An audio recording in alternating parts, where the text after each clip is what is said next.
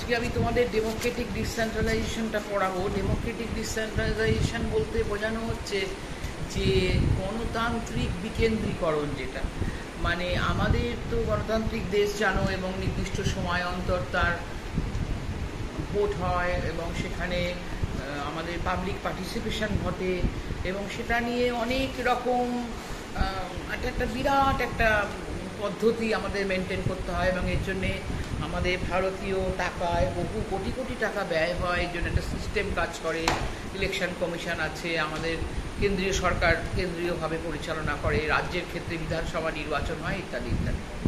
কিন্তু তোমরা যদি প্রাচীন রোমে গ্রিক স্টেট তোমরা 11-12 পড়েছো, তোমরা যদি দেখবে সেখানে একটা ছোট ছোট ছোট ছোট সিটি স্টেট ছিল। কারণ কি, নিজেরা নিজেদের হাতে শাসনের ভারটা তুলে নেয়া, ওটাকে আমরা বলতে পারি হচ্ছে এক ধরনের স্বায়ত্ত শাসন ব্যবস্থামূলক একটা কিছু ব্যাপার। মানে আমার নিজের ভালো মন্দের দায়িত্ব আমার নিজের থাকবে, সেই কনসেপ্ট থেকেই কিন্তু শহর আর গ্রামে ডেমোক্রেটিক ডিসেন্ট্রালাইজেশন ব্যবস্থাটা এসছে।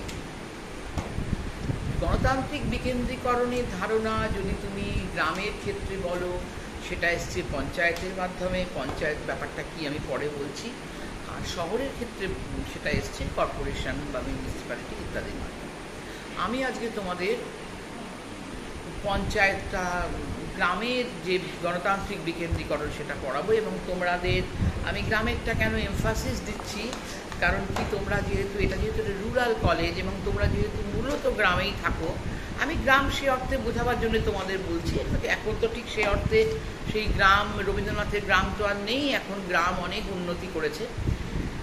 এটাকে পঞ্চায়েতি রাজ ব্যবস্থা বলে। রাজ মানে রাজত্ব। রাজ কথাটা কিন্তু আমাদের একটা কান খুলে শুনে নাও, আমাদের দেশের সংবিধানে কিন্তু আমাদের প্রজাতান্ত্রিক সংবিধান, আমাদের কোনো বংশানুক্রমিক শাসক নেই। ফলে আমাদের রাজ বলতে এখানে বোঝানো হচ্ছে সিস্টেমটা। এর তিনটে ভাগ আছে। তিনটে ভাগের মধ্যে তোমাদের একটা আছে হচ্ছে গ্রাম পঞ্চায়েত, একটা আছে হচ্ছে পঞ্চায়েত সমিতি, একটা আছে হচ্ছে জেলা পরিষদ। আমি তোমাদের যে বিদ্যাসাগর ইউনিভার্সিটির যে নতুন সিলেবাস এসেছে, সেখানে তোমাদের একটা প্রজেক্ট ওয়ার্ক করানো হয় এবং সেটা হচ্ছে পঞ্চায়েতের ওপরে। তা আমি তোমাদের অলরেডি ক্লাসে বলেওছি, এটা নিয়ে একটা আলোচনাও করেছি। কিন্তু আজকে তোমাদের একটা তোমরা আজকে বলেছিলে যে তোমাদের আজকে সবে পরীক্ষাটা গেল, বা তোমরা কিছু একটা পরীক্ষার জন্য তোমরা অনেকে, আমাদের মেয়েরা অনেকে গান বা কিছু শেখো, সেখানে চলে গেছো বলে তোমরা আগে আসতে পারবে না। যে কারণে আমি তোমাদের একটা ভিডিওগ্রাফি করে তোমাদের রাখছি, তোমরা একটা শুনে নাও, তোমাদের প্রজেক্ট করতে কাজে দেবে। প্রজেক্ট ব্যাপারটা হচ্ছে, প্রজেক্ট কথাটার মানে হচ্ছে একটা তোমার লিখিত একটা ডকুমেন্টেশন করা, যে তোমরা অন্য জায়গায় গেছো এবং অন্য জায়গায় গিয়ে সেখানটা দেখে তোমরা লিখেছো। তা আমি আর আমাদের ডিপার্টমেন্টের ডক্টর আনিস আক্তার, আমরা তোমাদের নিয়ে যাব। তোমরা জানো, তোমাদের এই নিয়ে অলরেডি তোমাদের ক্লাসে কথা হয়ে গেছে যে তোমাদের আমরা নিয়ে লোকাল পঞ্চায়েতটা ভিজিট করাবো এবং ভিজিট করিয়ে তোমরাও হাতে কলমে দেখতে পারবে যে কীভাবে পঞ্চায়েত পরিচালনা হয় কিছু। কিন্তু আমি তোমাদের আজকে যে ভিডিও লেকচারটা দেবো, পঞ্চায়েত তোমরা জানো, তোমাদের ক্লাসে অলরেডি পড়ানো হয়ে গেছে। তোমাদের যেটা বলবো সেটা হচ্ছে how to make a project. এটা এক ধরনের গবেষণামূলক বা এটা এক ধরনের রিসার্চ ওয়ার্ক ওরিয়েন্টেডও বলতে পারো। প্রজেক্ট মানে ছোটো ছোটো ছোটো ছোটো রিসার্চ। তোমরা যখন মাস্টার ডিগ্রি করবে, তোমরা যখন পরবর্তীকালে পিএইচডি করবে, তোমাদের দেখবে তখন রিসার্চ করতে হয় একটা বিষয়ের ওপর। রিসার্চ মানে তুমি কতটা তার ভেতরে ঢুকতে পারছো। প্রজেক্ট ওয়ার্ক কিন্তু প্রত্যেকেরই যেমন এক হবে, টপিক এক হতে পারে, কিন্তু লেখাটা, আমি বলছি লেখাটা তোমরা তোমাদের মতো করে লিখবে।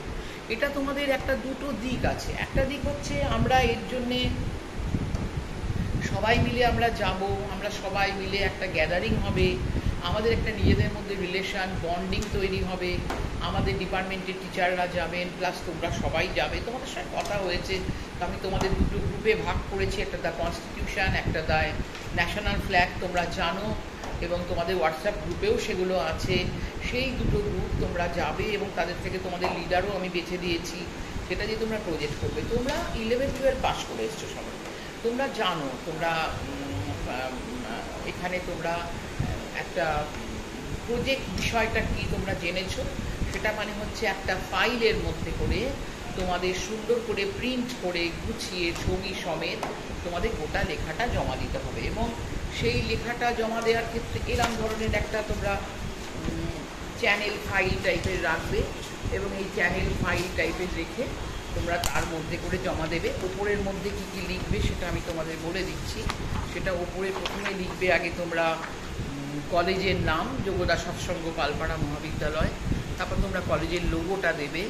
তারপরে তোমরা প্রজেক্ট ওয়ার্ক কথাটা লিখবে, এবং মেন কথা তোমরা কিসের ওপর লিখছো। কেউ লিখবে হচ্ছে তোমার মানে নারীদের ক্ষমতায়ন।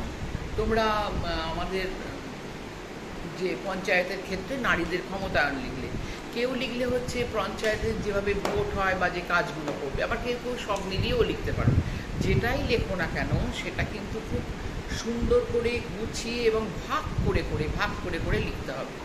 তোমাদের আমি অলরেডি এই সব কটা কথাই তোমাদের ক্লাসে বলা, তাও আমি আজকে যেহেতু একটু ফ্রি আছি তোমাদের আমি ভিডিওগ্রাফি করে এটা পাঠাচ্ছি।